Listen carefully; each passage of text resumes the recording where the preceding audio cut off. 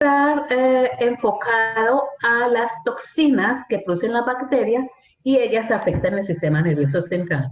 Y luego vamos a ver 3 patologías causadas por la invasión bacteriana al sistema nervioso central. ¿Listo?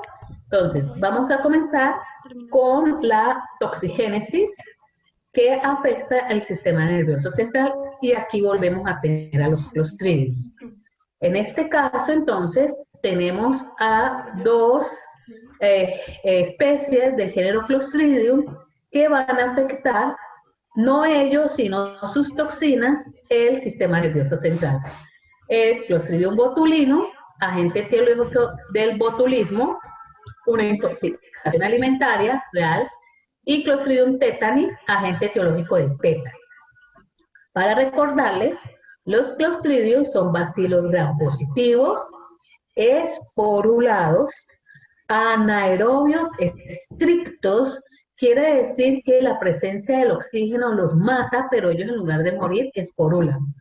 Quiere decir que en el ambiente lo que vamos a ver son esporas. Y cuando llega a un medio anaeróbico en nuestros tejidos, pues ahí germina y el bacilo gram positivo se divide y libera su principal factor de violencia, que son las toxinas. Y son las toxinas las que van a hacer, en este caso, el efecto en el sistema nervioso central.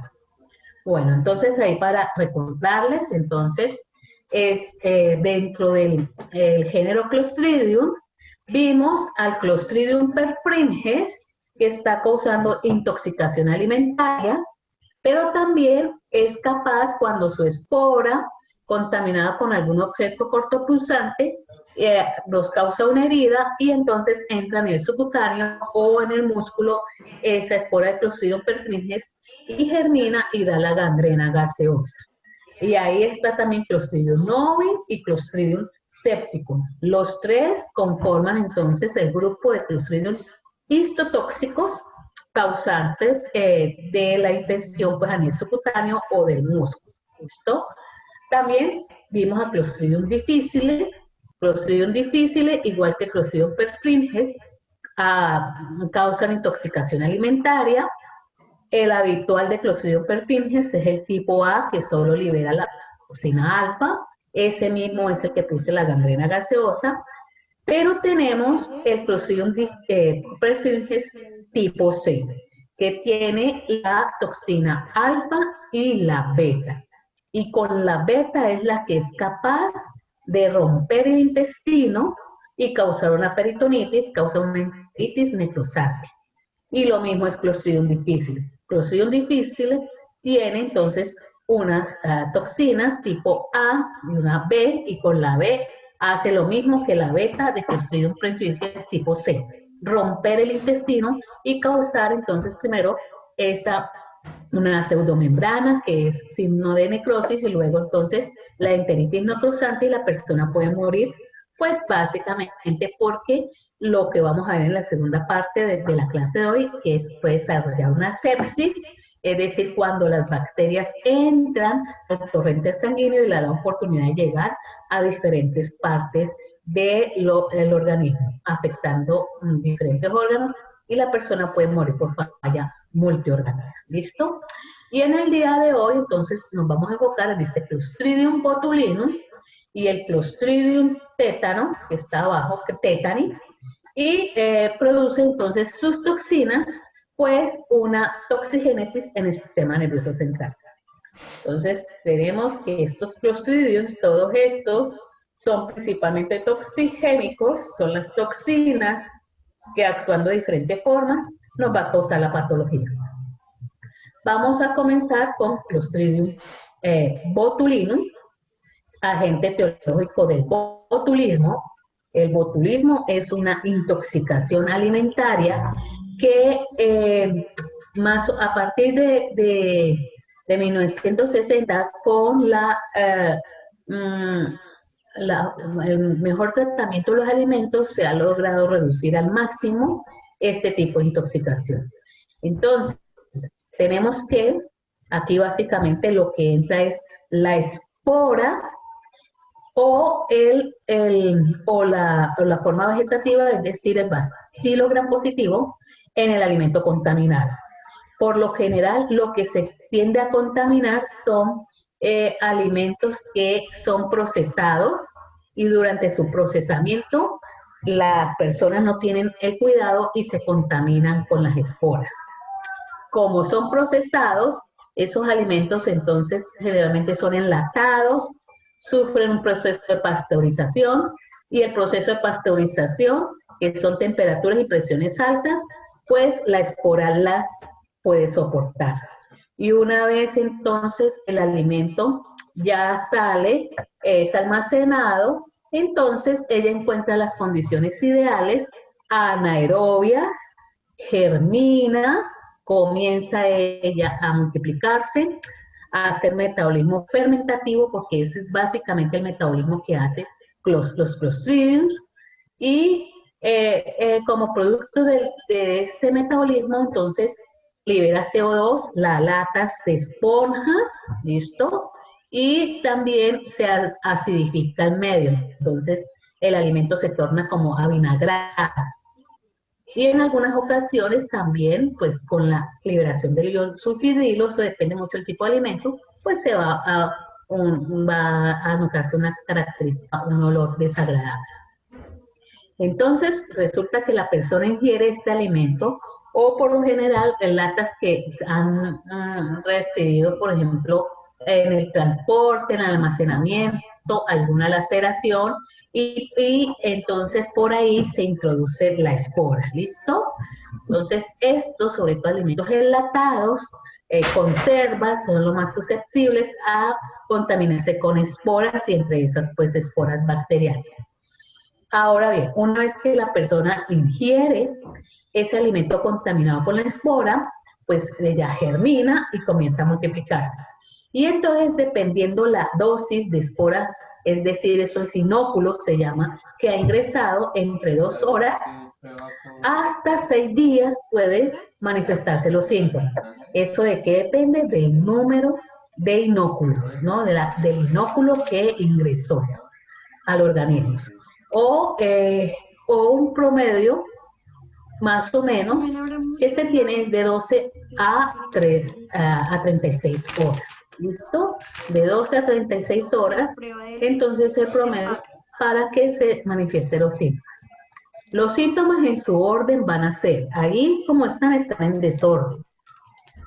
El primer síntoma, como ella va a entrar y hace contacto con el tracto gastrointestinal, entonces los primeros síntomas van a ser gastrointestinales, como una intoxicación alimentaria, donde hay náuseas, si hay ingerido más toxina, más esporas, habrá más toxinas, habrá vómito y finalmente se afecta, hay afectación del factor receptor emético y luego afectación del enterocito, causando entonces una diarrea de tipo secretor. Entonces habrá diarrea, ¿listo? Esos son los síntomas más habituales, gastrointestinales. ¿De qué depende? Pues de la cantidad de inóculo que ingresó, la cantidad de esporas y lo que se alcanzó a multiplicar, liberó la toxina y nos causa ese tipo de intoxicación. Si el persona está muy inmunocompetente y, pues, como le digo, un inóculo muy pequeño, lo logra eliminar. Ahora, si hay una mayor cantidad de esporas, habrá mayor bacterias que se estarán multiplicando, habrán germinado, hacen mayor fermentación y hay mayor número de toxinas liberadas porque hay más cantidad de bacterias. Y entonces vamos a comenzar a sentir síntomas digestivos.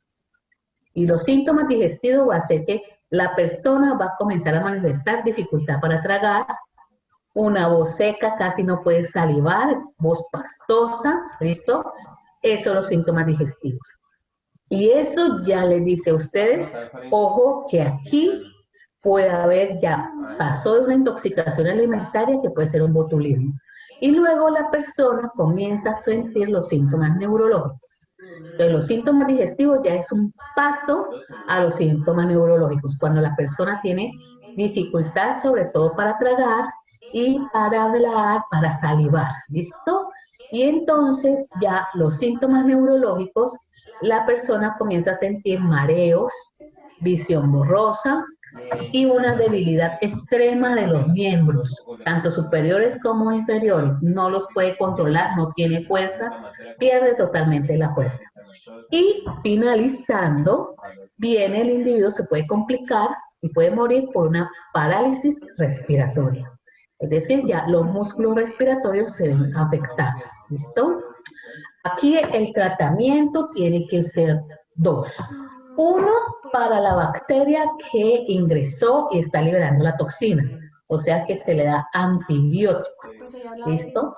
Pero hay un problema. Esta bacteria, por lo general, ya el individuo en la diarrea, si ha tenido diarrea, la tiene que la eliminar.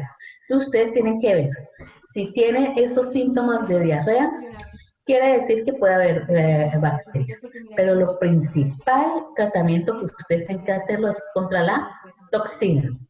Es entonces un tratamiento antitoxina, antitoxina botulínica. Y para ello entonces, lo que ustedes tienen que suministrarle es, por ejemplo, la antitoxina, o sea, anticuerpos contra la toxina, se han preparado en plasma de equinos, inoculándole entonces el toxoide al caballo, él genera anticuerpos y lo que hace es tomarse estos anticuerpos y esa es la antitoxina. A veces se pueden aislar solo los anticuerpos y entonces tenemos ya las gamaglobulinas hiperinmunes, ¿listo? Ya aisladas, las que van a reaccionar contra la toxina y la van a bloquear. ¿Qué toxina va a bloquear? La que no se ha unido, ya vamos a ver cuál es el tropismo de la toxina. La que se unió, hay que dejar que, como estas toxinas todas son proteínas, hay que dejar que ellas tienen un tiempo de vida medio, ellas por ser proteínas se denaturan y ya pierden su acción. Y si la persona tiene alguna complicación respiratoria, pues hay que hacer el apoyo respiratorio. Entonces teníamos que más o menos hasta los 50, este botulismo representaba hasta un 60% de compromiso y era mortal, era muy habitual tenerlo, pero como les digo, con el avance en el procesamiento, en la higiene de los alimentos, pues este botulismo se ha disminuido en gran cantidad. Y dice, ahora no alcanza ni el 10% de los casos, pero pueden presentársele en algún momento algún paciente con estos síntomas. Entonces, vamos a ver cuál es la acción de la toxina botulínica. Resulta que la toxina botulínica actúa sobre lo que ustedes están viendo aquí al lado izquierdo, que es la unión neuromotora. Yo sé que lo saben muy bien por ese sistema nervioso que ha visto ustedes. La unión neuromotora se establece cuando una neurona hace contacto con el músculo. Entonces se establece esta placa neuromotora. Y ese contacto lo hace a través de ¿qué?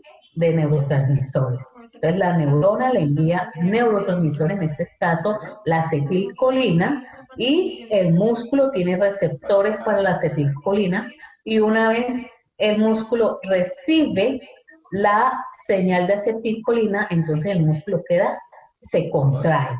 Es decir, que la unión neuromotora se establece para que ocurra contracción muscular. ¿Listo? Eso ya ustedes bien lo sabían. Entonces, ¿dónde actúa la toxina botulínica? Miren al lado derecho. La toxina botulínica, ejemplificada con ese triangulito, ella justo, su tropismo es la unión neuromotora. ¿Pero cuál? En la neurona, la neurona tiene sus áculos por donde libera el acetilcolina, pues justo allí. Es allí donde ella se une e impide que la acetilcolina pueda salir, ¿listo? Y no habrá unión neuromotora. Y como no se establece esa placa neuromotora, entonces el músculo queda relajado. Así que esa parálisis que va a sentir el individuo, esa parálisis de primero los músculos inferiores, superiores, ya esa pérdida de energía, es porque el músculo queda relajado, ¿ya? Y cuando llega a los músculos respiratorios, pues estos ya no se pueden contraer y estamos en grave peligro porque ya no podemos hacer respirar. Y puede entonces la persona morir. ¿Listo? Entonces, esa es una parálisis flácida, lo que ocasiona. Y el tropismo de la toxina botulínica es la unión neuromotora. No dejan que se establezca la unión neuromotora a la liberación de acetilcolina. ¿Listo? Y por lo tanto ustedes le tienen que dar asistencia respiratoria a la persona, que tienen que colocarle pues una ventilación mecánica para que el ventilador, mientras se elimina toda la toxina, haga el proceso de contracción que no puede hacer los músculos respiratorios. ¿Listo? Muy bien, entonces ahí está la toxina botulínica. Ella básicamente les dije que impide que se libere la acetilcolina. Y ustedes muy bien vieron eso, yo sé que sí se acuerdan muy bien, en su sistema nervioso central, que cuando la neurona va a liberar, va a secretar pues su neurotransmisor, como cualquier otra célula que va a secretar proteínas, pues resulta que viene una vesícula secretora, ahí la ven, y ahí viene el neurotransmisor, en este caso acetilcolina. Esa vesícula, ¿cómo hace para poder entonces liberar esa acetilcolina, por ejemplo, que va allí?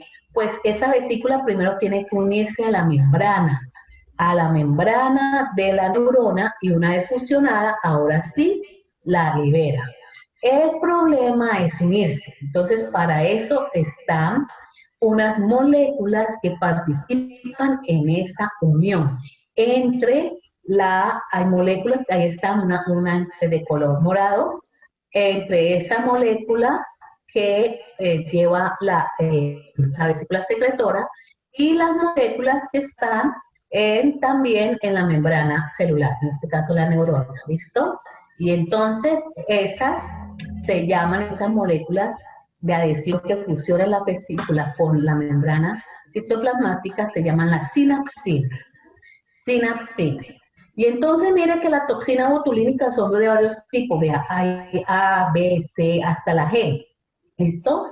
Cualquier tipo, no importa, ellas rompen sinapsinas, rompen algunos tipos de toxina botulínica le da por romper la sinapsina que está en la membrana secretora. Si la rompen no sirve de nada.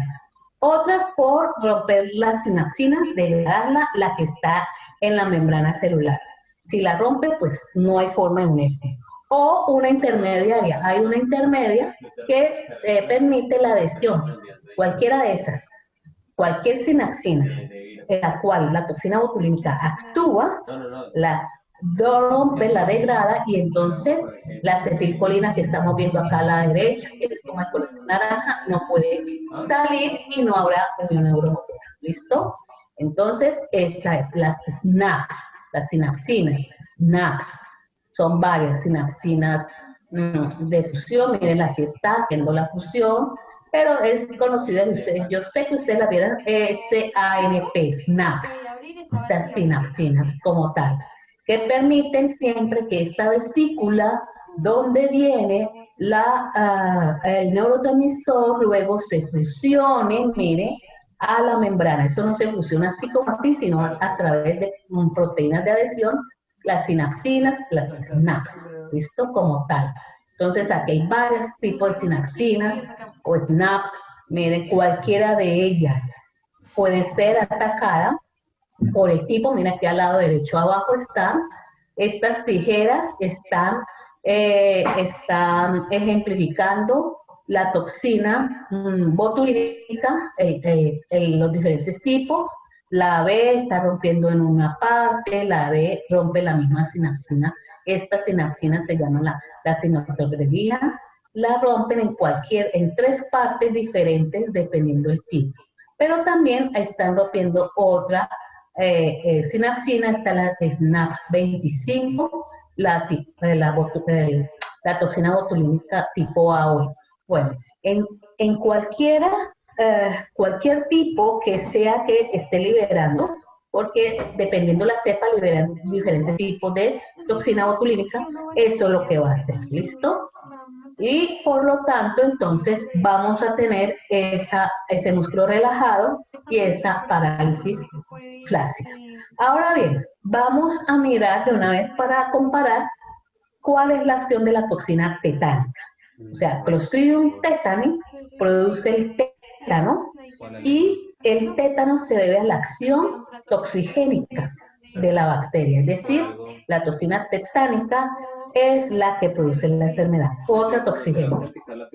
Miren acá, entonces al lado derecho tenemos una unión neuromotora a través, obviamente, liberación de este neurotransmisor que es la acetilcolina. ¿Listo? Esta neurona que participa en la unión neuromotora liberará el acetilcolina bajo un estímulo. Y este estímulo está acá arriba a través de una sinapsis. Aquí sí es participación neurona-neurona. Entonces, hay una neurona que establece sinapsis con ella, la estimula y como producto, ya sea de esa sinapsis, algo hace la neurona. ¿Listo? Entonces, normalmente, cuando hay sinapsis con esa neurona que participa en la unión neuromotora, cuando se establece la sinapsis, entonces la neurona deja de liberar acetilcolina. ¿Listo? Y si deja de liberar el acetilcolina, el músculo estará relajado. Ahora bien, cuando ya no se establece más la sinapsis, entonces esa neurona que participa en la unión neuromotora, entonces ahora ya no siente ese estímulo y ahora se está relajada y comienza a liberar acetilcolina y el músculo se contrae. ¿Listo? Miremos qué hace la toxina tetánica. La toxina tetánica, entonces, actúa a nivel de la sinapsis que se establece entre una neurona que participa en la unión neuromotora, ¿listo? Y entonces lo que hace la toxina tetánica es que impide que se libere neurotransmisores, en este caso es glicina o glutamato o GABA. Y ustedes también muy bien saben eso, que por ejemplo el GABA es producto del metabolismo del glutamato. Entonces cualquiera, estos dos aminoácidos, glutamato, glicina o el GABA, entonces son neurotransmisores que participan en estimulan, hacen sinapsis, pues, en esa neurona que participa en la unión neuromotora. Y cuando, entonces, como acá, aquí puede ser glicina, glutamato o GABA, cuando hay esa sinapsis, entonces esa neurona que está participando en la unión neuromotora deja de liberar la acetilcolina. Hace como un efecto, el efecto parecido a lo que haría la toxina botulínica. Y el músculo está relajado. Ahora, cuando ocurre, ya cesa la sinapsis, entonces ella ya comienza a liberar su acetilcolina y el músculo está contraído. ¿Listo? ¿Qué hace la toxina tetánica? Aquí. Ella actúa a nivel de la sinapsis, donde está involucrada la neurona de la unión neuromotora. Y entonces cuando bloquea esa sinapsis, es decir, esa neurona ya no es estimulada, ella sigue liberando acetilcolina, por lo tanto se establece esta unión neuromotora y el músculo queda contraído. O sea que con la toxina tetánica lo que habrá es una parálisis espástica. ¿Listo? Espástica. Entonces, tenemos esas esporas, están en el ambiente. Ya les dije, la toxina botulínica pues entró en forma vía oral con alimento contaminado, pero en este caso la toxina tetánica, el Clostridium tetani en forma de espora, entra a través de un objeto cortapunzante que estaba en contacto con el suelo y nos cortamos con él, sea una puntilla, sea una lata, sea cualquier objeto contaminado con la espora y de pronto entonces nos punzamos o nos cortamos con ese elemento e introdujo la espora de Clostridium tetani. Entonces, esto que ve aquí rojo aquí son las esporas de Clostridium tetani. Clostridium tetani entonces ingresa a nuestro tejido, así como lo hacía Clostridium perfringens, y ya en un ambiente anaeróbico lo que libera es su toxina, pero en este caso la toxina tetánica, ¿listo? Y nuevamente, entonces, como les dije, la toxina tetánica lo que actúa es a nivel de la sinapsis de la neurona que participa en la unión neuromotora, dejando el músculo contraído porque queda liberándose acetilcolina A, es decir, queda la unión neuromotora ahí. Y la persona entonces comienza a sufrir espasticidad.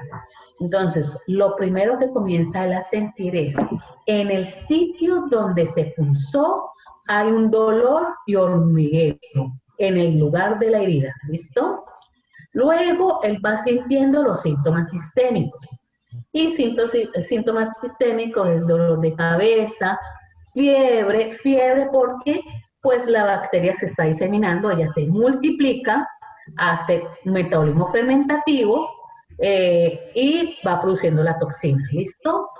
Entonces viene la fiebre por la presencia de la bacteria, el dolor de cabeza, viene una disminución o aumento de la presión arterial, hay entonces cambios, comienza a sentirse los síntomas espásticos como la rigidez, entonces rigidez muscular, que son espasmos musculares, comienza la persona a tener dificultad para tragar, ni siquiera puede controlar el deglutir, ni controlar entonces los músculos que están asociados a la lengua, entonces comienza a babear y comienza a formarse una rigidez en los músculos de la mandíbula y del cuello, como ven ustedes ahí.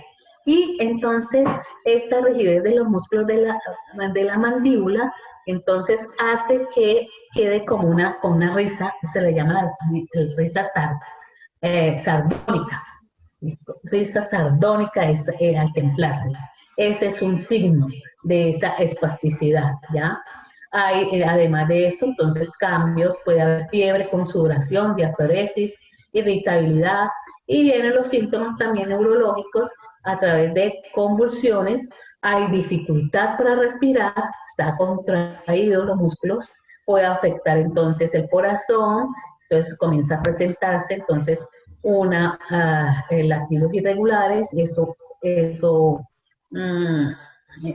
recae en la presión, cambios en la presión, puede entonces el corazón acelerarse o al contrario, puede entonces disminuir y eso hace que la presión o pueda aumentar o pueda disminuir. Y puede la persona morir por un ataque cardíaco. También otras afectaciones es la neumonía, pero la neumonía no es por la toxina, sino por la llegada a través de sangre de la bacteria hasta el pulmón, ¿listo?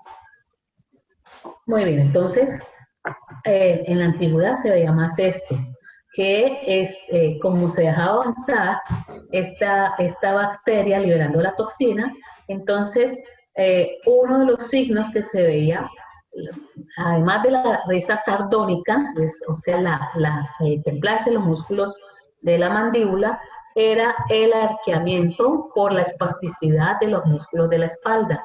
Y a ese arqueamiento se le llamaban los opistótomos, ¿listo? Esto era visto en la antigüedad, estas personas morían por esos espasmos y ya las convulsiones y el ataque cardíaco, y generalmente ya el corazón pues se veía comprometido. Entonces, el tratamiento aquí, pues la bacteria está circulando, entonces hay que darle tratamiento antibiótico, es gram positiva, responde muy bien a los beta-lactámicos, y hay que darle entonces la toxina, la antitoxina, ¿listo? Entonces, la inmunoglobulina tetánica, que son anticuerpos como el bloque de esa botulínica, que bloquean la toxina que nos domina. Entonces, en orden, se recomienda que como por lo general lo que entró es a través de un objeto cortopulsante contaminado con la espora, entonces limpiar primero ese sitio donde ocurrió la herida, limpiarla, y si es posible, esa herida abrirla un poco más y limpiar esa parte. Eso es para evitar, eliminar toda espora que esté todavía ahí. ¿Listo? Y dar el antibiótico y suministrar entonces la inmunoglobulina tetánica o lo que uno le llama la antitetánica. Pues esos son anticuerpos que van contra la toxina. El caso es cuando ya hay compromiso respiratorio, lo que hay que hacer es traqueotomía. Esto para que la persona pueda respirar. Y como profilaxis, se aplica la vacuna. La vacuna es el toxoide, es decir, es la toxina tetánica la que se le aplica a la persona, pero en forma denaturada. Recuerde que eso lo vieron en inmunología, toxoide. Entonces nos vacunan no contra la bacteria, nos vacunan es contra la toxina. Entonces lo que nos inyectan es el toxoide. Entonces en la DPT nos han aplicado toxoide contra la toxina difterica D, toxoide contra la toxina pertussis P y T, toxoide contra la toxina tetánica. Y ustedes que trabajan en el área de salud, que pueden estar muy expuestos, entonces, a objetos cortopunzantes, se pueden contaminar, tienen que estarse aplicando esta vacuna. De todos modos, el tétano, sobre todo el tétano neonatal, todavía tiene una prevalencia y esto se hace debido a la realización de abortos, sobre todo en forma séptica. Introducen, por ejemplo, un tallo de cebolla y eso viene completamente, pues, séptico, con diferente cantidad de microorganismos, incluidos estas esporas, y entonces se inducen esos abortos que a veces no culminan y generan estas sepsis neonatal o partos también realizados en condiciones sépticas. Tenemos una alta prevalencia aquí. Entonces, miren, tenemos aquí a dos toxinas. La toxina tetánica, que ella está actuando a nivel de la sinapsis de la neurona que participa en la unión neuromotora. Y la toxina botulínica que participa directamente en la unión neuromotora. La toxina, para que se establezca el tétano, entonces lo que se introduce a través de una laceración al tejido subcutáneo es la espora, esa es lo más habitual. En cambio, para que se establezca el botulismo, lo que por lo general, como contaminó el alimento, esa bacteria, al acabarse el alimento, al haber muchos metabolitos secundarios, murió, pero dejó la toxina, y la toxina sí no se va a deshacer. Entonces, lo que ingerimos por lo general ya es la toxina, ¿listo? Entonces, por lo que les decía, hay que ver si se le da antibiótico a estas personas, lo que hay que darles inmediatamente la toxina, la antitoxina botulínica. Bueno, entonces esto es la que está actuando directamente en la unión neuromotora, en la toxina botulínica. En cambio, la tetánica actúa a nivel de la sinapsis por esa neurona que participa, pues, en la unión neuromotora.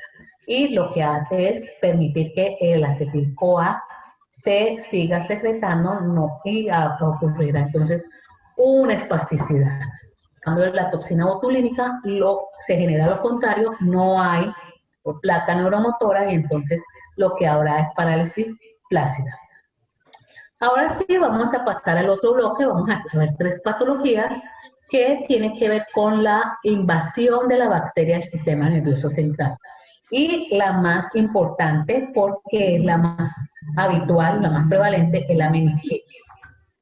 Entonces, la meningitis bacteriana se da entonces por un proceso, una inflamación, es una infección de tipo supurativo. La bacteriana produce mucha necrosis y eso genera entonces secuelas muy grandes. La persona, si no muere, queda con secuelas porque es mucha supuración, hay mucha necrosis, ¿listo? Y en donde ocurre en el espacio subaracnoideo. Entonces, esa reacción inflamatoria se establece entonces cuando la bacteria llega y hace contacto con alguna de esas membranas que están en la meninges, pues cualquiera de ellas que están recubriendo pues el cerebro, el sistema nervioso. central. Entonces, con cualquiera de estas tres membranas, llega la bacteria, hace interacción y ahí viene la respuesta inmune de tipo inflamatorio, que por ser bacteriana es muy piógena, es decir, acumula mucha pus, es de tipo supurativo, ¿ya? Entonces hay que hacer un diagnóstico diferencial porque tenemos otras meningitis causadas por virus, meningitis viral, con esa es que hay que hacer el principal diagnóstico, pero también unas no tipo infecciosas, por ejemplo, se nos puede inflamar las meninges por alguna intoxicación, sobre todo el plomo, este metal, pues produce inflamación. Hacia ciertas vacunas, al niño hay veces cuando se le vacuna, sobre todo contra la vacuna que va contra el virus de la rabia o tosferina, se ha visto que estas vacunas también producen una cierta inflamación de las meninges, entonces hay una meningitis. A otros ciertos fármacos, sobre todo fármacos utilizados para el tratamiento del cáncer y algunos antibióticos, sobre todo el metropinsulfato,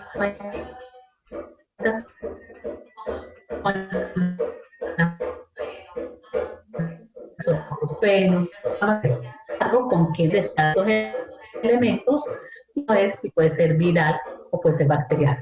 Ahora bien, vamos a ver la diferencia. Entonces, tenemos que el patógeno, sea viral o bacteriano, llegó, entonces tenemos aquí su llegada ya a nivel de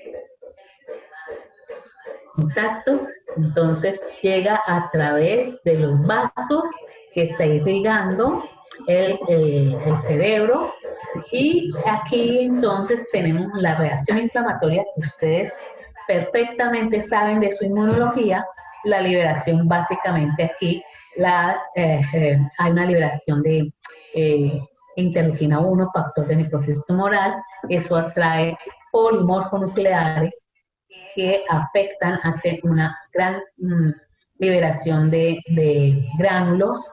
Tenemos que en el proceso fagocítico se produce el óxido nítrico. El óxido nítrico ayuda, promueve más vasodilatación, llegan más polimorfonucleares, llegan pues monocitos también de tipo inflamatorio, y tenemos que se establece la respuesta de tipo inflamatorio como tal. Ahora bien, le digo que con la llegada del patógeno, pues viene toda esta respuesta donde el principal en llegar son los monocitos, ¿listo? Y ellos, a través de la interleuquina 1, factor de necrosis tumoral, hacen la llegada a los polimorfonucleares. Ahora bien, resulta que tenemos dos tipos de inflamación. Y tenemos pues los dos patógenos habituales que pueden causar esa inflamación debido a virus o debido a bacterias. Ahora, vamos a ver la diferencia por qué después de una meningitis viral la persona se recupera sin secuelas, pero de una meningitis bacteriana, si no es mortal, le quedan secuelas. Y va a ser básicamente debido a eso. Cuando se trata de una infección viral, entonces lo que pasa es que la reacción inflamatoria se da básicamente en el espacio extracelular. En el espacio extracelular. Eso se llama un edema vasogénico. ¿Listo? Las neuronas, miren ustedes que las neuronas básicamente no sufren la inflamación como tal. ¿Listo? Sino el espacio extracelular. Y ese es el edema. Cuando la inflamación se resuelve, como es extracelular, el edema se acumula y esa reacción inflamatoria a nivel fuera de las neuronas. Entonces vemos que cuando se resuelve, ellas recuperan en su morfología habitual. ¿Listo? Esto es un edema vasogénico y es la respuesta inflamatoria que se da debido a una meningitis viral. Sí, la meningitis bacteriana lo que induce es un edema citotóxico y ese es el gran problema. En el edema citotóxico, entonces, se produce una acumulación de líquido extracelular pero también intracelular. Las neuronas entonces también se ven afectadas, ¿listo? Por esa reacción inflamatoria. Y entonces, si ustedes ven, esas neuronas, al verse afectadas, sobre todo por esa acumulación de edema a nivel del superior, las lisan. Muchas de ellas se lisan. Y las neuronas son células y se recuperan. El problema es el recambio para recuperarse. Entonces, esas neuronas lisadas algún día se recuperan, pero se recuperan muy lentamente. No es como el tejido epitelial, que ese recambio es súper rápido. Entonces, tenemos ahí que entre mayor número de neuronas lisadas, pues más va a ser el efecto citopático que se produce por esa meningitis bacteriana. Y entonces, o la persona muere, o es mucho el tejido lesionado, o quedan secuelas, ¿listo? Entonces, por eso hay que, tienen que diferenciar, ahí está, entre el edema citotóxico, que genera una meningitis bacteriana, un proceso inflamatorio debido a una bacteria, a un edema vasogénico que genera inflamación debido a un virus, ¿listo? Bueno, cualquiera de las dos procesos inflamatorios lo que lleva es a que aumente la presión endocraniana. ¿Por qué? Porque se está entonces edematizando el sitio, ¿listo? Entonces esto aumenta la presión ya endocraniana y se va a manifestar con una irritación, compresión en el sistema nervioso central y alteraciones en el contenido del líquido cefalorraquídeo. El líquido cefalorraquídeo cambia, ya las proteínas, aparecen ciertas proteínas, aparecen ciertos elementos como glucosa, entonces hay un cambio del líquido cefalorraquídeo. Debido a esa hipotensión, esa hipertensión endocranial aumenta, entonces en más del 90% de los casos los individuos le van a referir como síntoma dolor intenso de cabeza. ¿Listo?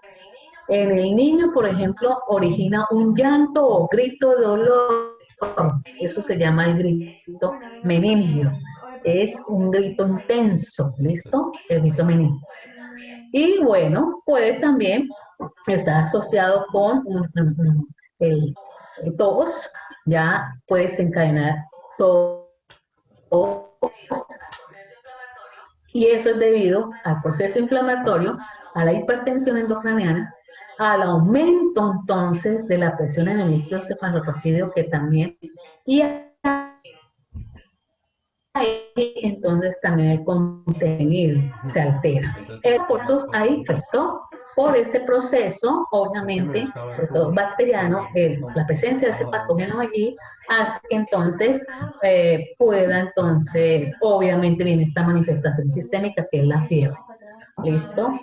Ahora bien, en un 75%, entonces el dolor de cabeza y la fiebre es muy habitual que lo vayan a referir, ¿listo? Como síntomas ahí. Y habrá un trastorno de la conciencia en un 75%. Entonces, a muchos van en una, aumenta como se excitan y pueden llegar al coma o estar en un estado bastante de inactividad o confusión mental, esto, delirios, hay momentos en que tratan como algo parecido como a enloquecerse. Y puede llegar entonces el coma por ese edema que se está entonces centrando a nivel endocrinal. También puede manifestar síntomas en irritación,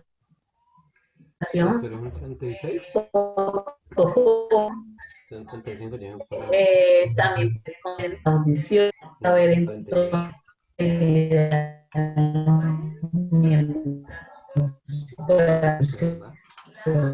la acidez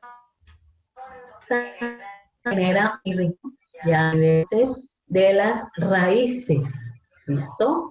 Las raíces nerviosas entonces van recibiendo esa presión por el edema Y entonces, como consecuencia, vamos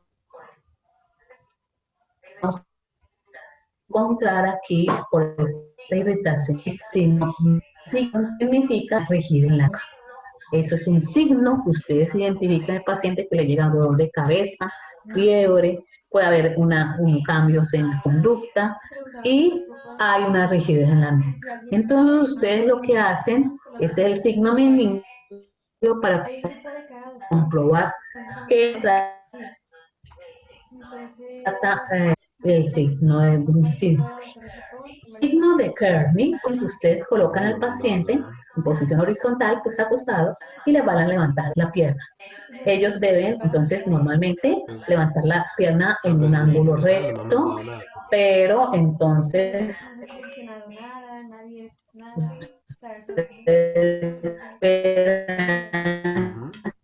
que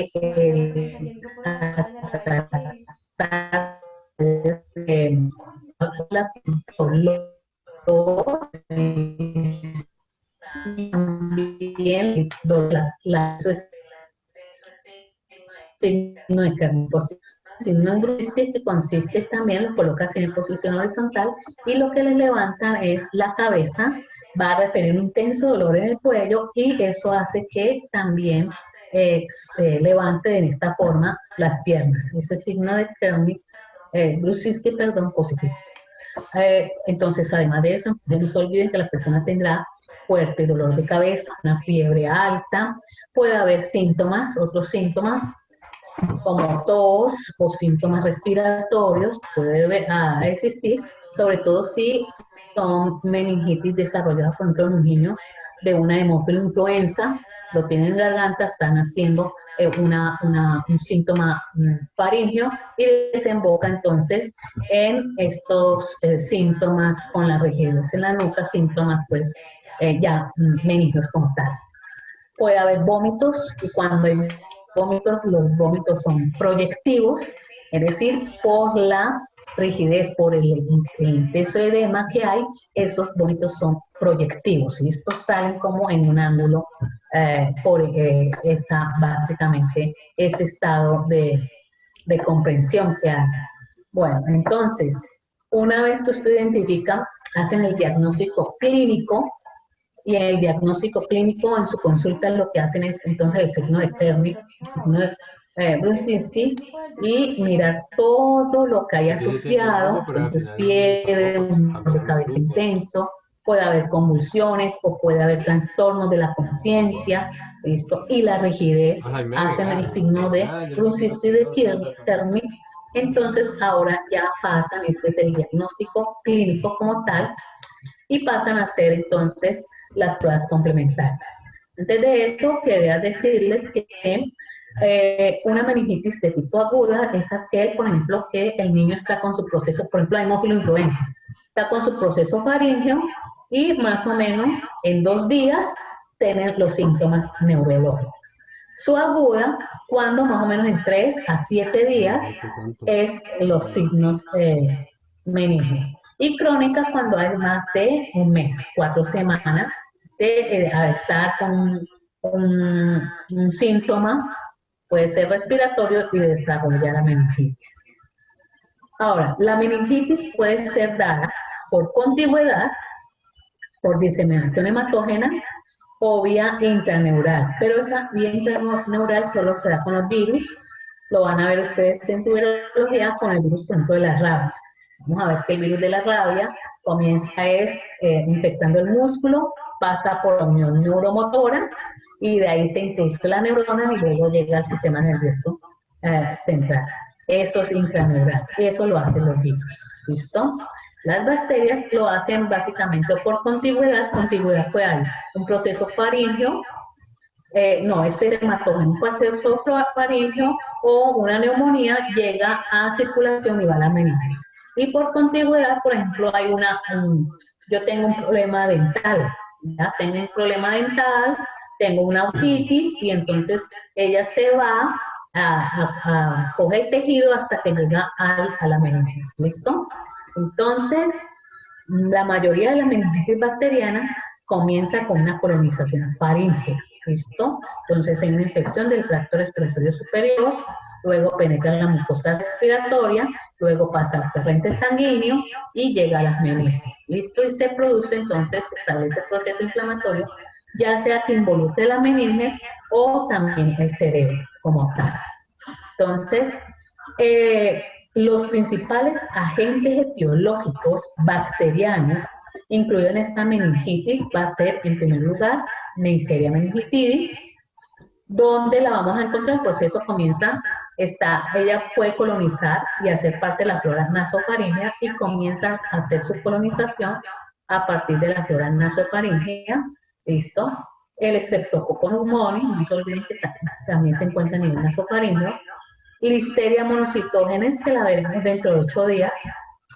Ella entra por vía oral, pero pasa al tracto genitourinario de la mujer, y si esa mujer está embarazada, atraviesa la placenta y puede producir meningitis neonatal. El estafilococos, cuando dice coagulasa negativo, hace 8 días se lo expliqué, todos los coagulasas negativos son el estafilococos epidermidis, el estafilococos saprofíticos, el estafilococos guiyensis, todos esos son coagulasas negativos y están en la piel. Pero a pesar de que hacen parte de la flora normal, pues son potencialmente patógenos. Si un paciente tiene una herida abierta, por ejemplo, un traumatismo, un accidente, y entonces traumatismo cráneoencefálico, pues por contaminación estas bacterias pueden entrar y causar infección. Y el estafilococo aureus, que ese es el coagulasa positivo, pues cuando está haciendo esas infecciones en piel, tejido blando y se va por torrente sanguíneo, pues no solo puede llegar a médula ósea, sino que puede ir a las meninges, ¿listo? Pero el más habitual, entonces vamos a dejar estos tres, a Streptococcus pneumoniae, Neisseria meningitidis, y en los niños muy pequeños, menores de 3 años, a Haemophilus influenza. La característica importante de todas estas bacterias es que son capsuladas. Su factor de virulencia principal es la cápsula. Y para poderse adherir a nuestro epitelio, y ahí está la inmunina A, impidiendo que cualquier patógeno se una a nuestra mucosa, pues estas tres bacterias, además de la cápsula, tienen la enzima capaz de cortar inmunina A. La proteasa de inmunina A la tienen. Proteasa inmunina A, y con eso rompen la inmunina A y ellas se pueden adherir perfectamente a nuestro epitelio nasofaríngeo, y de ahí pasan entonces a la meninges. Entonces, estas tres bacterias están a nivel de epitelio nasofaríngeo, ¿listo? Utilizó su cápsula para evadir la respuesta fagocítica y obviamente la inmunina proteasa, la proteasa y la inmunina A mejor para pues romper inmunina A y poderse adherir. Está entonces en la mucosa adherida, comienza con su cápsula a multiplicarse y ya comienza a hacer su proceso de invasión llegando a la sangre. Y una vez que hace bacteremia, eso le da la posibilidad de llegar a las meninges. Llega al espacio subaranoideo y tenemos ahí entonces que ellas se multiplican, comienzan pues ese proceso invasivo como tal, colonización, viene la respuesta inflamatoria, donde pues ya sabemos que hay por acción de los monocitos polimorfonucleares, liberan todos estos mediadores inflamatorios y tenemos pues el edema, la trombosis, vasculitis, el aumento de presión intracraneal. ¿Listo? Eso es. PIC quiere decir aumento de presión intracraneal.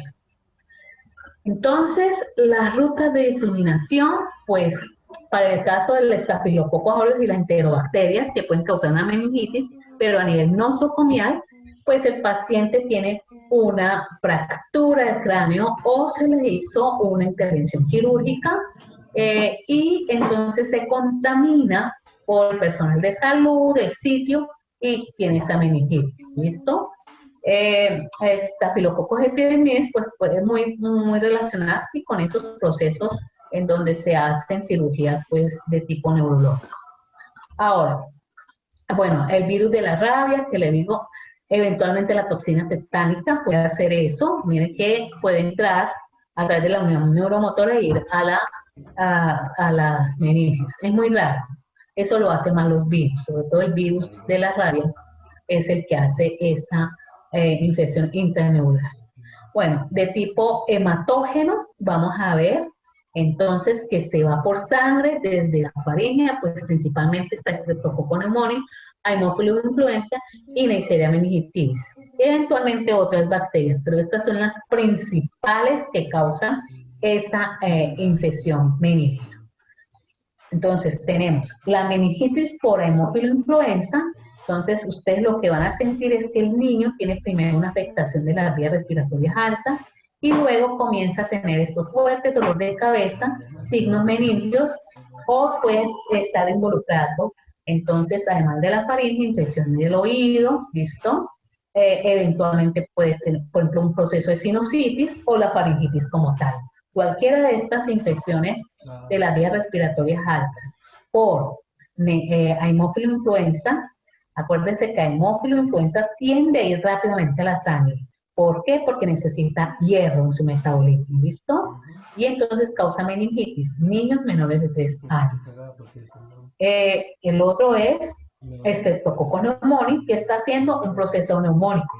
Hay entonces una neumonía, el paciente tiene la neumonía y de pronto comienza a manifestar intenso dolor de cabeza, de tipo muy irritables y bueno, de los síntomas meningios, ¿listo? Y estas personas como antecedentes, personas alcohólicas, diabetes, antecedentes de haber tenido otros episodios de meningitis, infecciones cardíacas, lesiones o traumatismos craneales, ¿listo? Pero sobre todo la neumonía, ¿listo?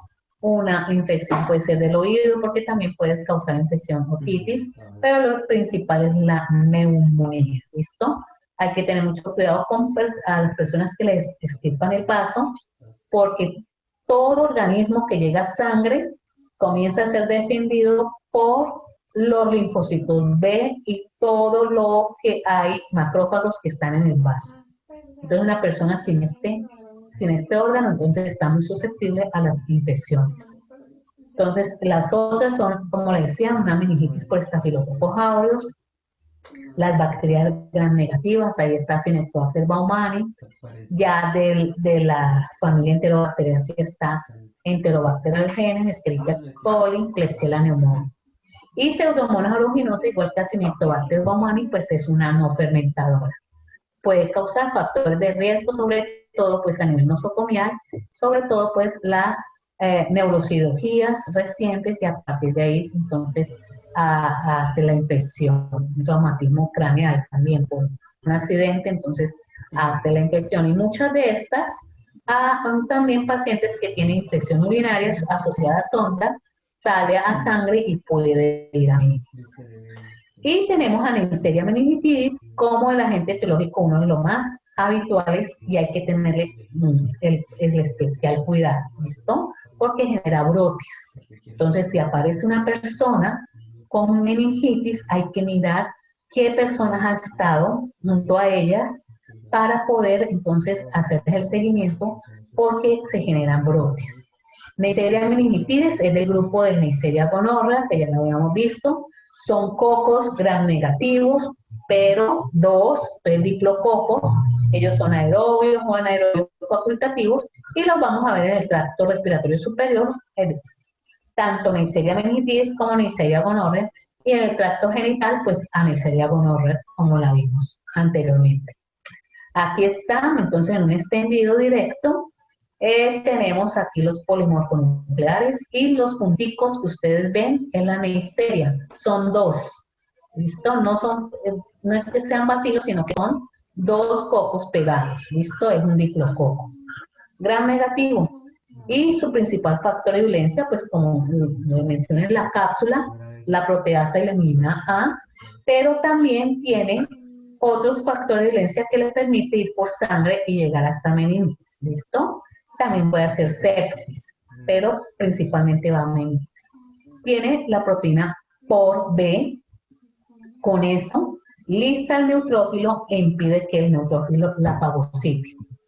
Tiene una proteína OPA, también se las había mencionado en Neisseria gonorrea, La proteína OPA le permite unirse al epitelio, fuertemente, muy bien al epitelio, y tiene fimbres también para hacer esa unión al epitelio. Y sobre todo la OPA la utiliza mucho para unirse a la meninges.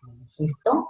Entonces aquí tenemos el OPA, es la factor de adherencia, muy importante, fimbres para unirse al epitelio, OPA sobre todo a nivel meningio, cápsula, pues evade la respuesta fagocítica, y las porinas, sobre todo pues con la por B puede pues lisar sobre todo polimorfonucleares. Bueno, entonces aquí están las principales por OPA, se le llama así por la opacidad. Eso, bueno, cuando se hace un análisis en el cultivo, entonces se coloca esa proteína y lo que hace es un efecto a nivel de un líquido cristalizable que lo vuelve opaco. Pero bueno, esas dos son la más importante, pues tiene el hipoglisacárido porque es gram negativa, tiene fimbrias, pili, y no se olvide la cápsula de las más importantes y la proteasa de mina.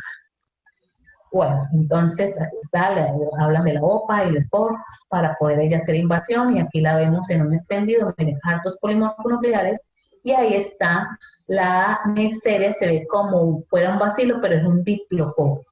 Ella es 2 cocos. Ahora, como les dije, hay que tener mucho cuidado porque genera brotes, entonces ella es muy de carácter infecciosa. Con la cápsula se hacen los serotipos, existen 9, ¿ya? Pero el serotipo B es el más habitual, 50% de los casos de meningitis es por el serotipo B. Y el 20% de los casos de meningitis se debe a Neisseria meningitidis. Ella entonces, como le dije, pasa del tracto respiratorio, está en un nasofaringeo, puede llegar a la conjuntiva, simultáneamente entonces las personas tendrán una conjuntivitis también de carácter muy inflamatoria, pasa a nivel nasofaringeo, hace diseminación hematógena y puede haber erupciones en la piel, entonces como le dije, la conjuntiva está afectada, puede ir a pulmones, pero lo más habitual es que haya meningitis. ¿Listo? La Neisseria meningitidis responde muy bien a los beta-lactanos, penicilinas, pero más ahora se está utilizando mucho las cefalosporinas. Entonces, esto es lo que les digo, que una persona con un proceso meningio puede tener simultáneamente compromiso de la conjuntiva, ¿listo? Y también a nivel de la piel. Y cuando ustedes ven esta necrosis en la piel, a eso se le llama púrpura fulminans. Y como su nombre lo dice, es altamente mortal. Y además de esto, la persona tendrá síntomas meningios, ¿listo? Es muy mortal cuando la bacteria está afectando la meninges y está haciendo sepsis. Es decir, está llegando a otros órganos simultáneamente. Esta necrosis que ven ustedes a nivel de la piel la hacen los órganos y entonces hace una falla multisistémica. Entonces, aquí está la Neisseria meningitidis. Ella es capaz entonces de evadir polimorfonucleares con su proteína POR y llegar, pues ir invadiendo, hacer su invasión hasta llegar entonces a las meninges como tal. Hay algo que pasa en Neisseria meningitidis, y es que ella es capaz, aquí esto saca un artículo que se disfraza de célula humana. ¿Y cómo lo hace? Para cuando está en sangre, evade, pues por una parte al polimorfonuclear, si no hay problema en el tejido, pero en sangre tiene que evadir al sistema del complemento. ¿Y cómo lo hace? Disfrazándose, cogiendo el factor H. Yo les dije que el factor H es de las moléculas inhibitorias de la vía líptica en el complejo MAC que confluye las 3 vías de activación del complemento. Entonces el factor H impide que la C3b se pueda unir. Mire que si la C3b se une a nuestra célula, la marca, y entonces habrá lisis. Entonces el factor H lo que impide es que a nuestras células tienen unido el factor H y cada que el C3b se va a unir a nuestras células, la clivan. cliva la C3b, ¿listo? Y no se, por lo tanto, pues no se puede unir. Pues, ¿qué hace Neisseria meningitis? Coge el factor H y lo coge en su membrana y actúa como si fuera una célula humana. Así que cuando la C3b le va a hacer opsonización, no puede hacer la opsonización ni activar la vía de complemento. ¿Listo? Entonces, a través del factor H es que se disfraza de célula humana. Bueno, entonces lo que les decía, puede ser, hace su diseminación, llegar solo a la meningitis o también llegar a otros órganos y hacer sepsis. Y aquí produce el púrpura fulminans. Tenemos entonces que la meningitis en niños, en recién nacidos, menores de un mes, el Streptococcus agalacti, Escherichia coli y Listeria monocytogenes son los más habituales. Listeria monocytogenes la hablaré creo que entre 8 días. Bueno, Streptococcus agalacti, ahora se lo mencioné. Ya en niños más grandes, Neisseria meningitidis, sigue en los jóvenes, Neisseria meningitidis, pero en adultos mayores, como su proceso respiratorio se agudiza, entonces sufre más de neumonías, compromisos neumónicos, y entonces pasa a ser Streptococcus pneumoniae el más habitual en producir este tipo de patología. A nivel nosocomial, pues como ya le había dicho, los estafilococos y las enterobacterias, ¿listo?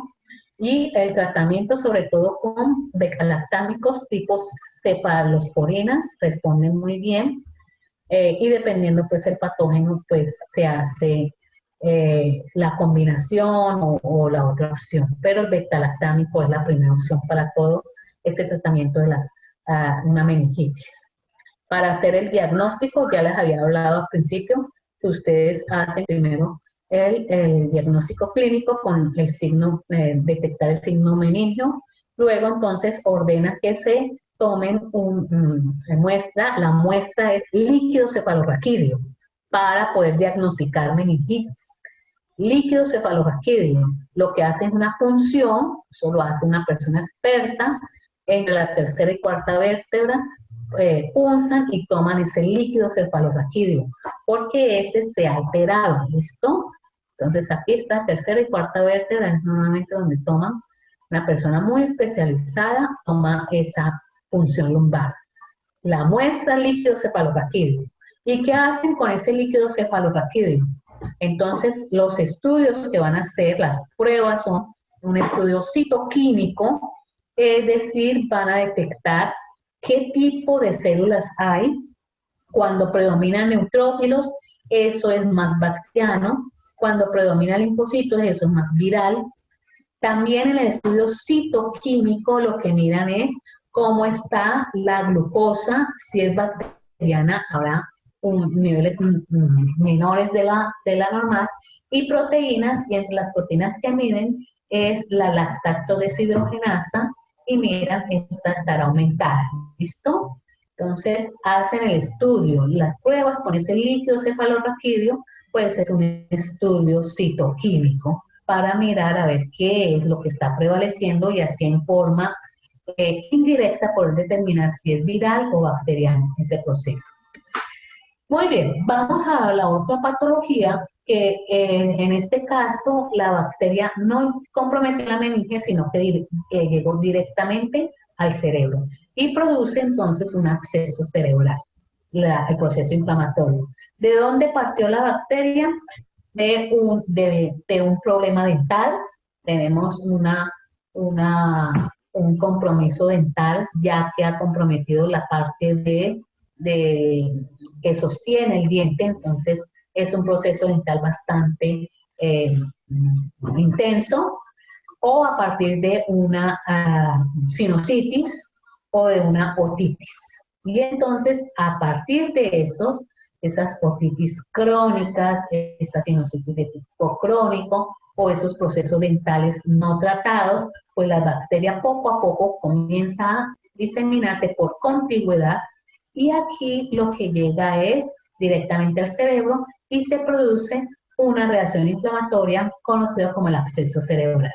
¿Listo? Entonces ya sea a partir de la sinusitis crónicas, y aquí tenemos entonces Una vez que hace el diagnóstico clínico, que ya les voy a decir cuáles van a ser más o menos los signos, síntomas, entonces se tienen que ayudar de una imagenología, identificando entonces el sitio donde se encuentra el absceso. Lo siguiente que tienen que hacer es hacer una biopsia, tienen que extraer todo el absceso y con ese absceso estudiar qué hay, entonces hacer un estudio histopatológico y cultivo para determinar si eso es bacteriano, si tienes alguna bacteria ahí. Entonces, ¿cómo se forma ese absceso?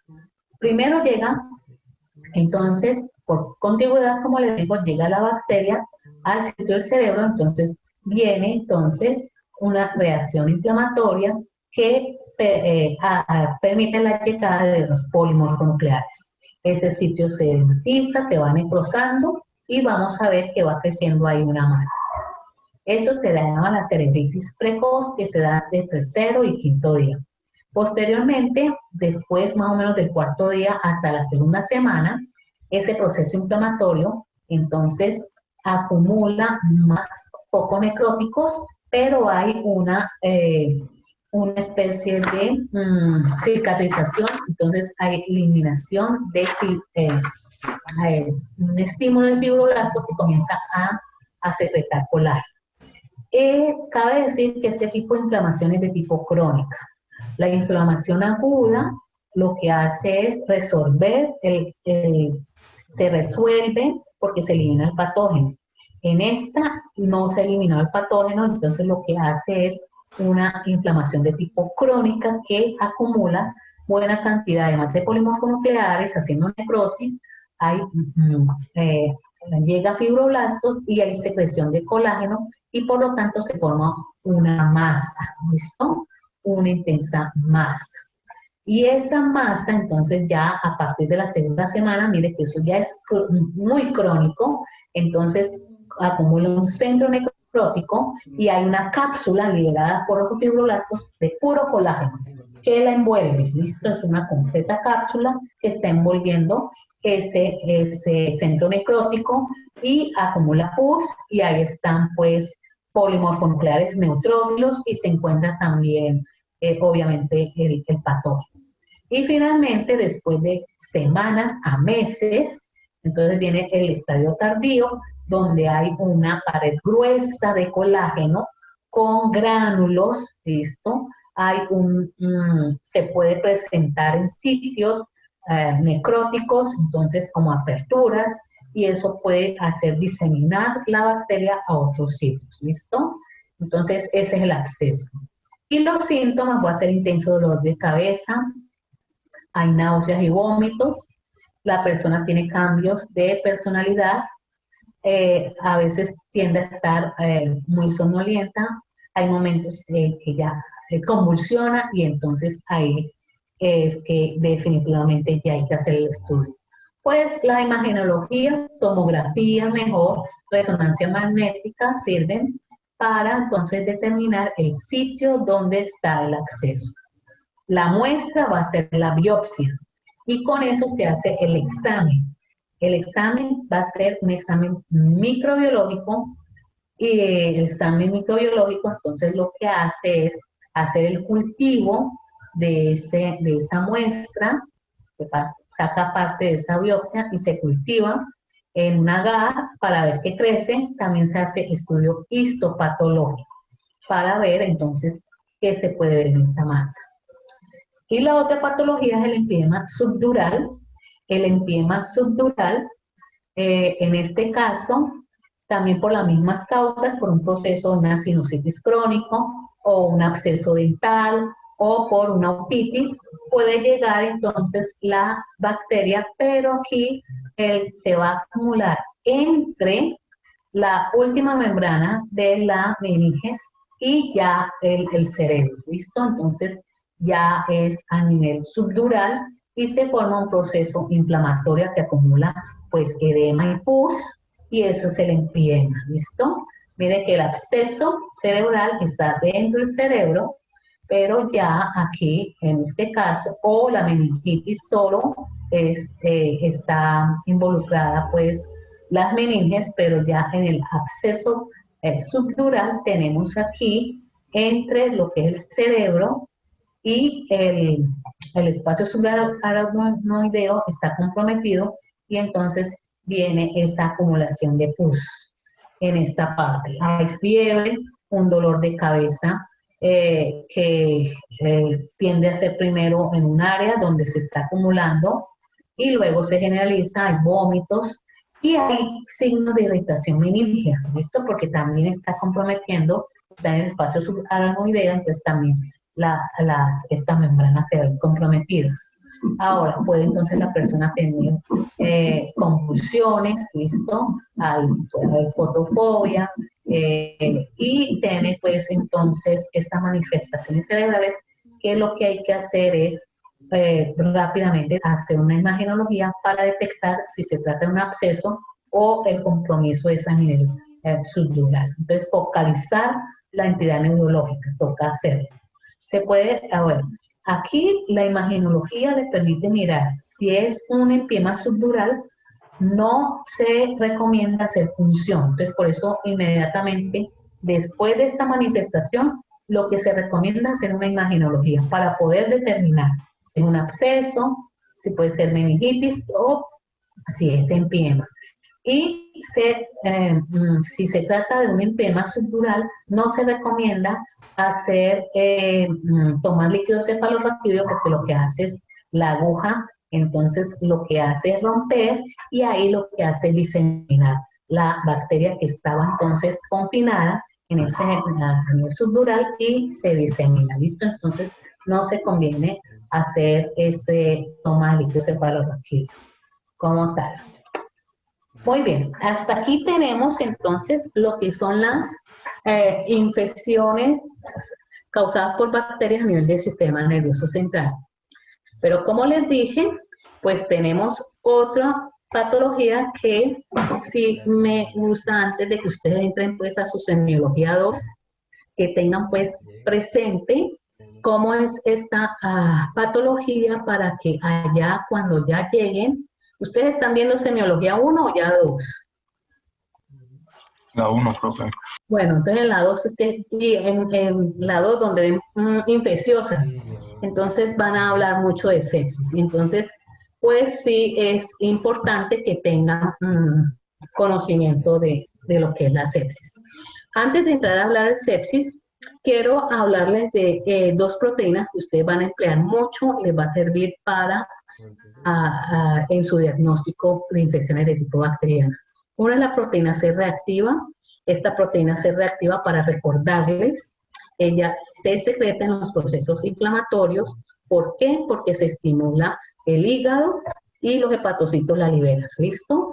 Es de las pentracinas, es decir, es un pentámero, como ven ahí, y sale a sangre y ayuda entonces en activar el complemento y otras cosas que vamos a ver ahí. Entonces, esa proteína C reactiva se llama así porque se vio que reaccionaba con un carbohidrato llamado el carbohidrato C de Streptococcus pneumoniae. Pero luego se vio que esos carbohidratos están presentes en todas las bacterias. O sea que sirve para el diagnóstico cuando ya aumenta bacteriano. Sin embargo, entonces aquí tenemos, miren, cuando tenemos una infección, sobre todo de tipo bacteriano, entonces lo que hace es el endotelio se estimula y comienza a liberar interleuquina 6.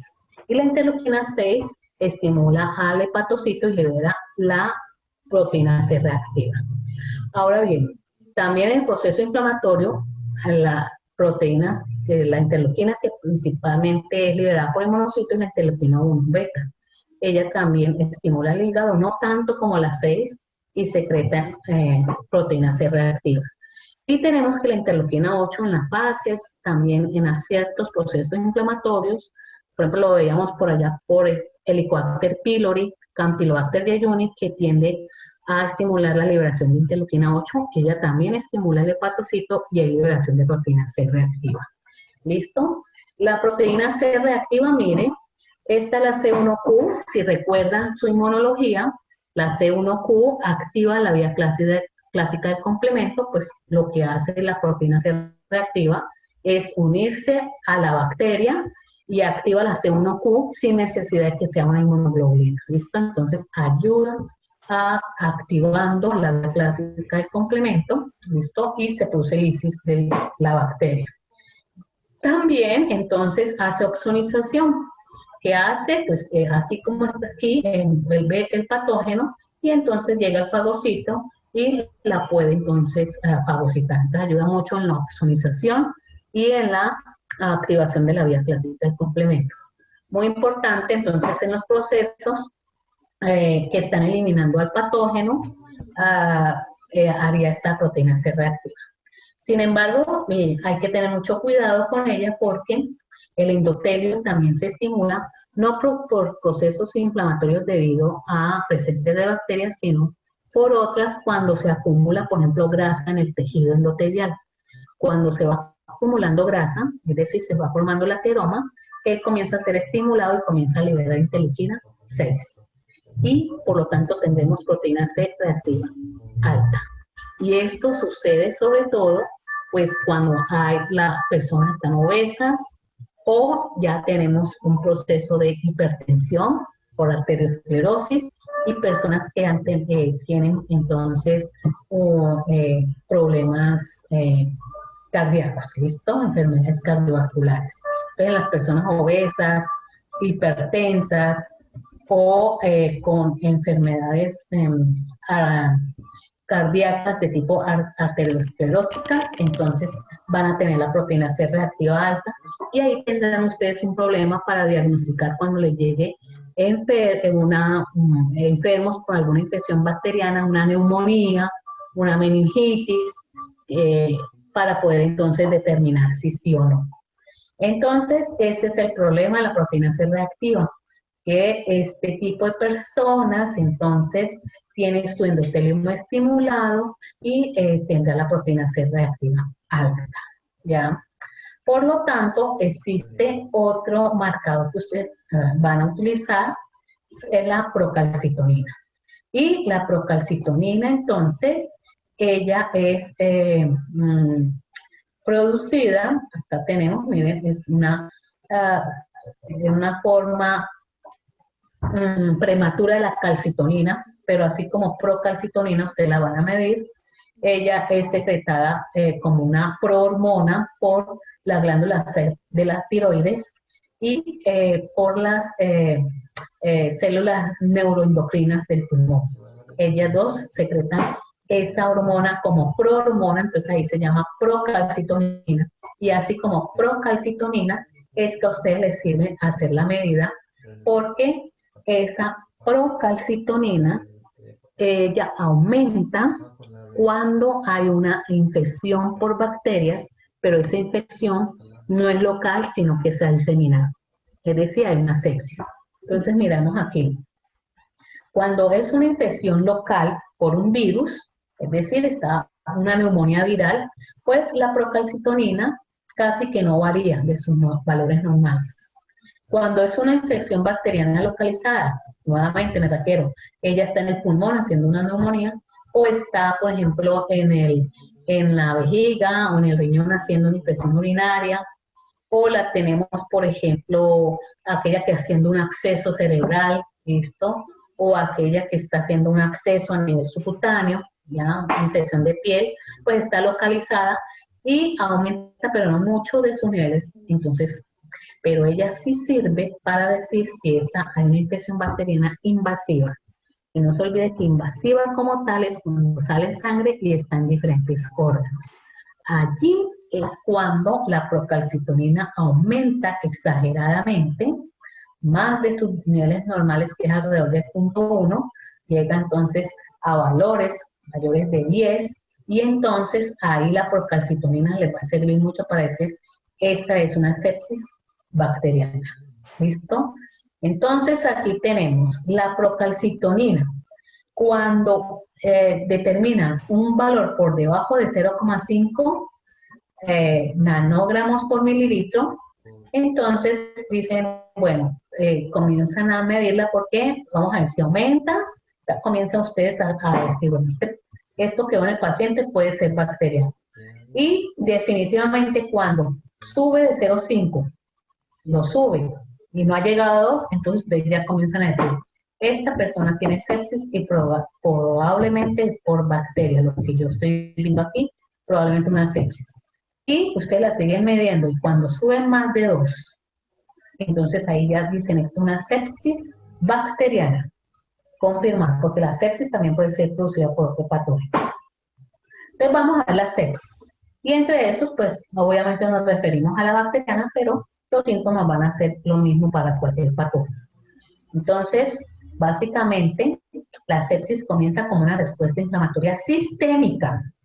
Sistémica, esa respuesta inflamatoria dejó de ser localizada porque el patógeno ya no está en un lugar, sino que se fue por sangre. Lo primero que hay en una sepsis es bacteremia, y allí viene entonces la respuesta, pero esa respuesta inflamatoria ya no es solo en el pulmón, ya no está restringida en un lugar, sino que se hace sistémica.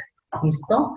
Y esa respuesta inflamatoria sistémica pues, se puede presentar no solo porque el patógeno está en sangre, llegando a otros órganos, sino porque la paciente tiene un traumatismo grave, por ejemplo, un accidente, entonces tiene politraumatismos, fracturas en piernas, en brazos, cráneo, entonces esos traumatismos graves, o cuando sufre unas cirugías muy intensas, por ejemplo, cirugías muy invasivas a nivel del cerebro, pero también a nivel, por ejemplo, de vísceras, entonces también tiene una respuesta inflamatoria sistémica, quemaduras extensas, ¿listo?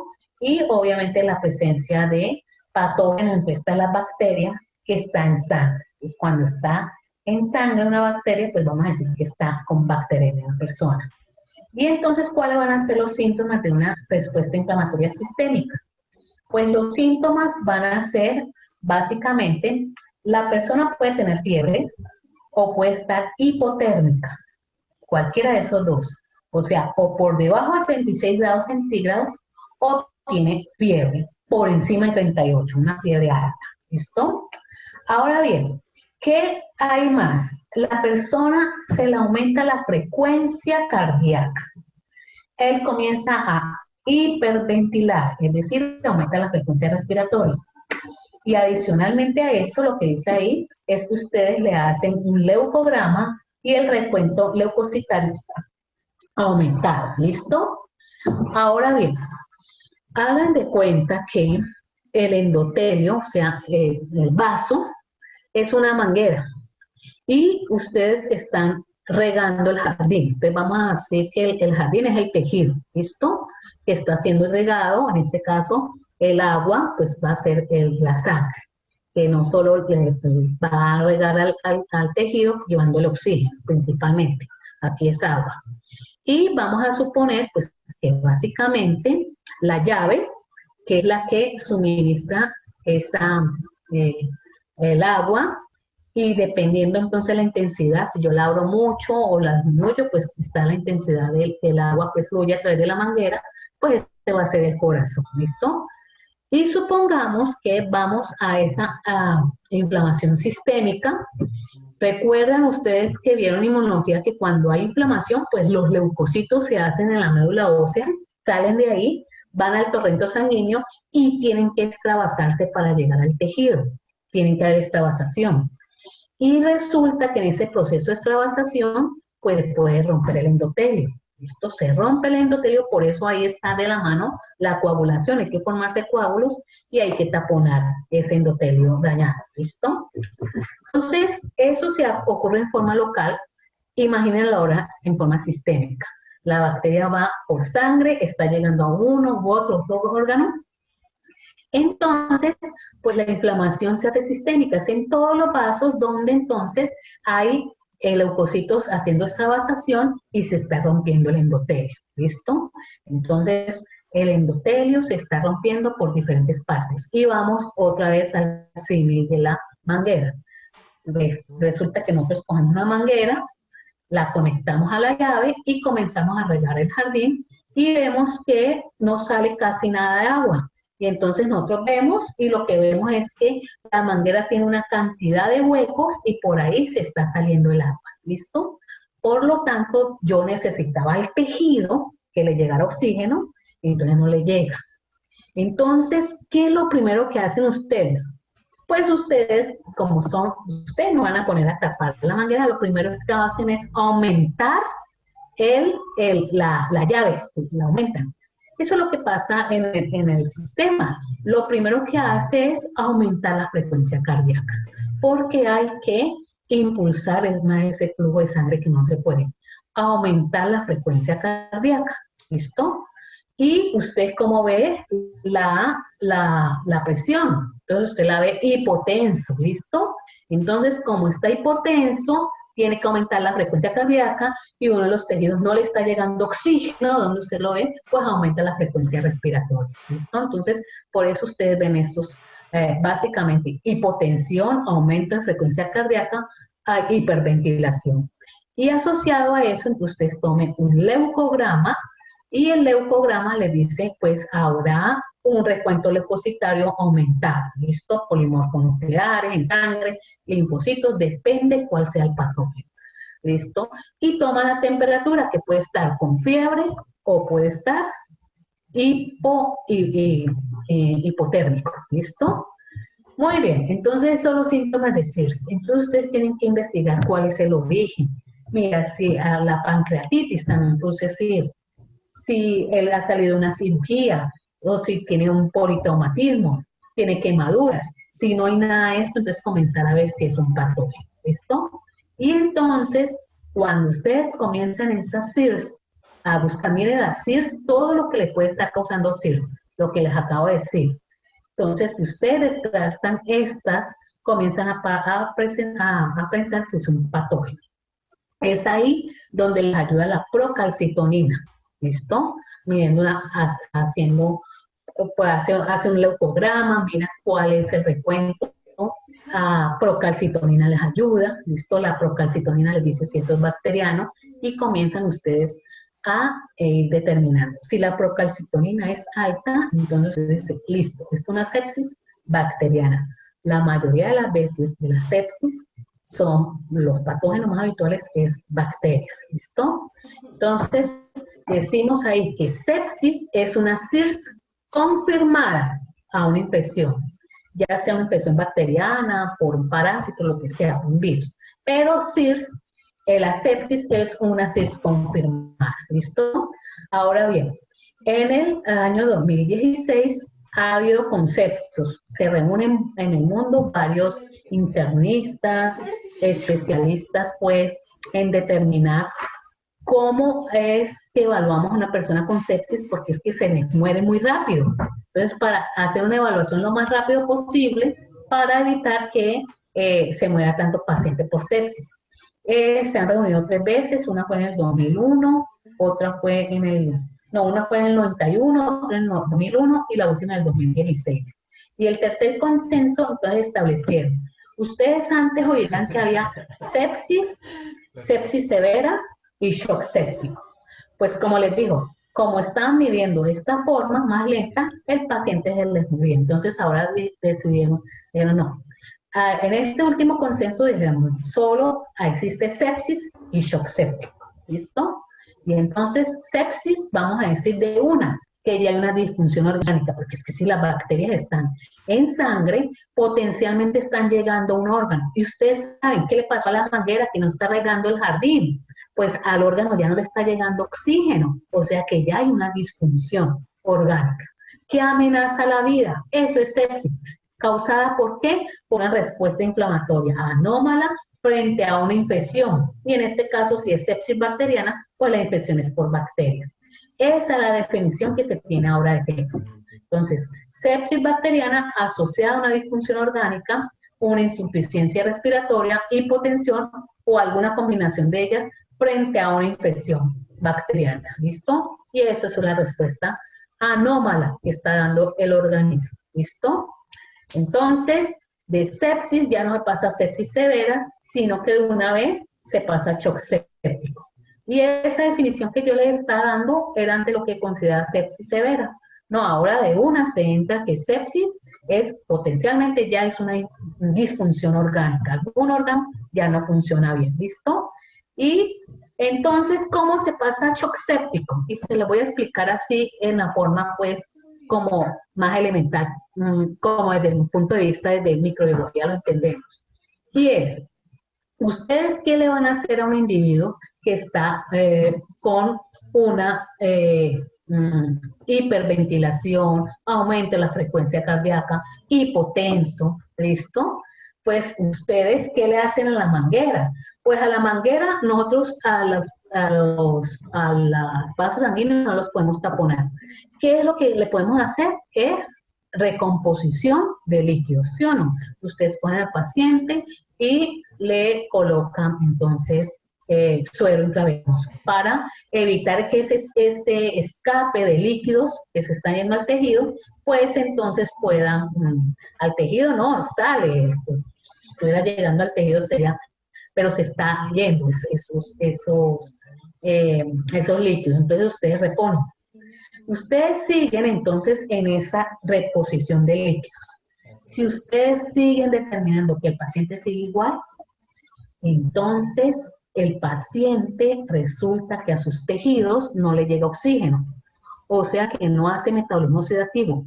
¿Qué le toca hacer al músculo? Por ejemplo, el músculo sin oxígeno le toca producir ATP, hacer fermentación en sustrato. Y entonces, producto de esta fermentación de sustrato es ácido láctico. Y entonces ustedes comienzan a medir el lactato sérico, ácido láctico. Entonces, eso le están diciendo, primero que todo, ustedes le están suministrando líquidos. El paciente sigue en la misma forma. Y además de eso, entonces comienza el ácido láctico a aumentar. Cuando entonces, a pesar de la recomposición de líquidos y además de eso, sigue el paciente igual y además de eso comienza a aumentar los niveles de lactato sérico, ácido láctico, mayor de 2 milimol por litro, entonces ustedes ya dicen, entró en shock séptico, ¿listo? Eso es el shock séptico, ¿listo? Séptico porque es debido entonces a un patógeno. No olviden, sepsis debido a un patógeno y en este caso sepsis bacteriana. Vamos a pasar para último lo que es la enfermedad neonatal, rápidamente. Los neonatos, entonces se pueden infectar, ya sea vía transplacentaria, vertical, o ya sea en el momento del parto. Y en el momento del parto, sobre todo, una infección que tenga la mamá, una infección urinaria o una infección del tracto genitourinario. O en el canal, o a través transplacentaria, pues muchas de estas bacterias que están a nivel genital pueden pasar e infectar al neonato. Olvidémonos de la toxoplasmosis, que una infección aparte no está infectando el tracto genitourinario, pero sí hace transmisión transplacentaria. El treponema pallidum también lo hace. Aquí nos vamos a enfocar es aquellas, sobre todo, muy relacionadas con infecciones del tracto genitourinario de la mamá. Entonces, ahí está el Streptococcus agalacti, Escherichia coli y Listeria monocytogenes. El Streptococcus agalacti, acuérdense que es de esa clasificación del Ansfield que se encuentra, que es el beta hemolítico del grupo B. No es del grupo A, es Streptococcus pyogenes y es del tracto respiratorio superior. El del grupo B es Streptococcus agalacti y es del tracto genitourinario, ¿listo? Pero también es beta hemolítico. Quiere decir, mira, aquí está en un agar sangre, que donde él crece, libera la hemolicina beta y rompe totalmente los glóbulos rojos.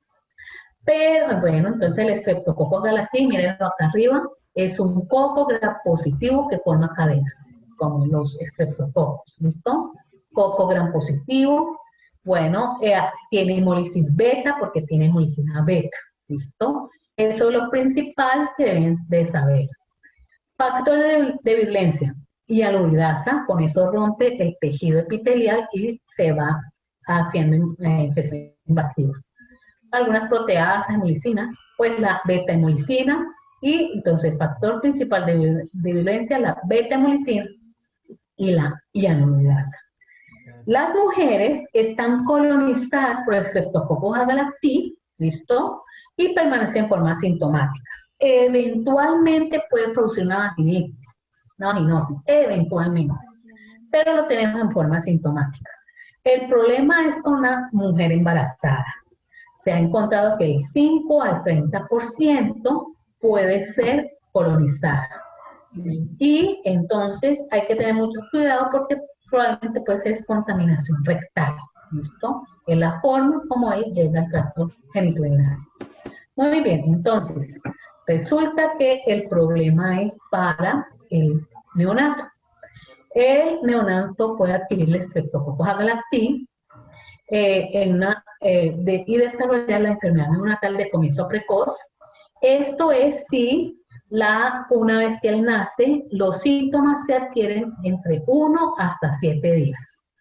O sea, desde que nació hasta el 7º día, ahí aparecen los síntomas, decimos que tiene una enfermedad neonatal de comienzo precoz. Pero si aparecen los síntomas después de el 7º día, 8 días, hasta un mes, entonces eso es enfermedad neonatal de comienzo tardío. Y en la enfermedad neonatal de comienzo precoz, pues, ¿qué tiene? Se debe probablemente a que él se infecta dentro del canal del parto antes, por rupturas prematuras de membrana, o en el proceso del parto, por un parto prolongado, y se infecta entonces con las bacterias que están en el tracto genitourinario, o un parto pretérmino, o sea, niños prematuros, y viene con un sistema inmunitario mucho más deteriorado, y que se va a causar en él bacteremias, puede haber neumonía, meningitis o sepsis y shock séptico. ¿Listo? En el caso de la enfermedad neonatal de comienzo tardío, que se da entre 7 días, bueno, dicen hasta 3 meses, pero generalmente lo tienen hasta 28 días, pero bueno, aquí puede ir 3 meses. Miren bien eso, porque hay unos que ya han establecido que 28 días después de que él ha nacido, entonces tenemos que aquí puede haber, en la mayoría de las veces, lo que se establece es meningitis, ¿listo? El 50%, entonces meningitis bacteriana, entonces hay secuelas, ojo que hay que tener mucho cuidado con eso. Entonces, en la mujer puede producirse la sepsis posparto. Por las rupturas de membranas, entra la bacteria y hace bacteremias, entonces puede hacer meningitis, una celulitis, una endocarditis, fascitis, abscesos intraabdominales, ¿listo? Hay que tener mucho cuidado si la mujer pues es una inmunosuprimida, además de eso, o diabética, ¿listo?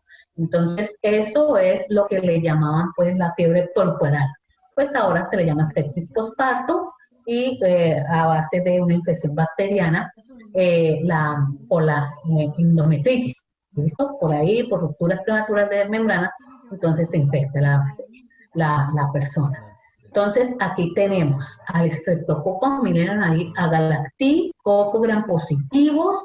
Entonces, en una que se le hace al paciente, se le toma muestra de sangre, al niño neonato, se le puede tomar a la mujer también protis vaginal, y se hace extendido con cualquiera de estas dos muestras, extendido directo, coloración de Gram, y otra muestra de esa se coloca en agar sacre.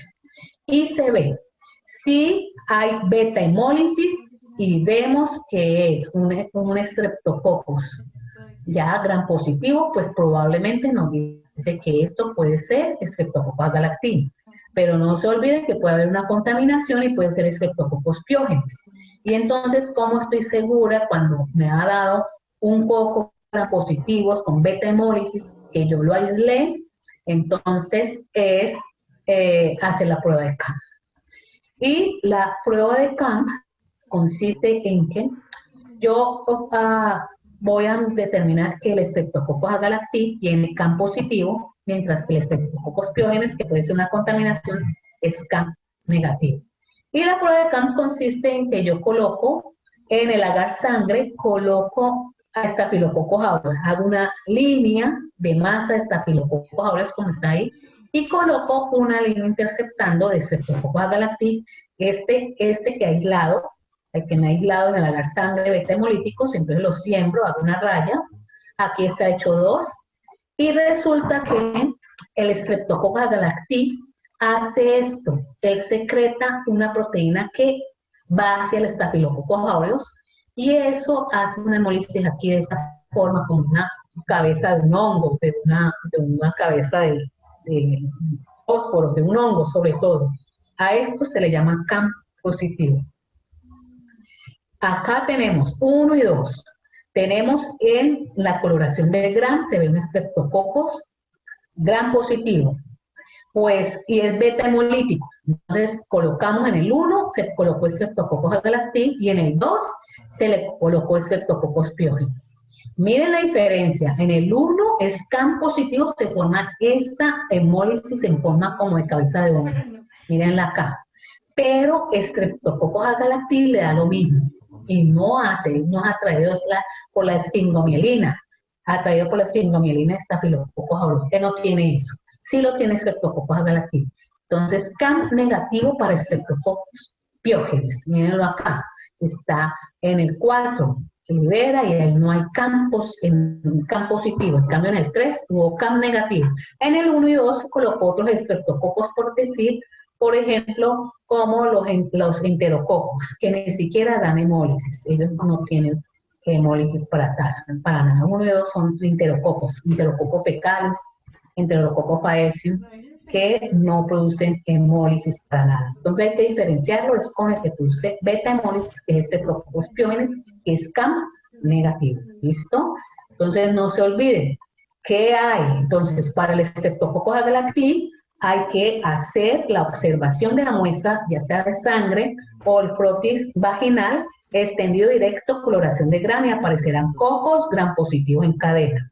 Y también esa muestra se siembra en agar sangre, y entonces, como verán aquí, darán colonias beta hemolíticas. Rompe totalmente el glóbulo rojo, y entonces este puntico que estoy señalando ahí en la colonia, y alrededor eran glóbulos rojos que debía de ser rojo, pero lo rompió, y entonces queda un halo transparente. Aquí está la colonia, más detalle, y alrededor el halo. Eso es beta hemólisis. Y tercera, tiene que ser CAM positivo. Miren, tiene que formarse toda esa cabeza.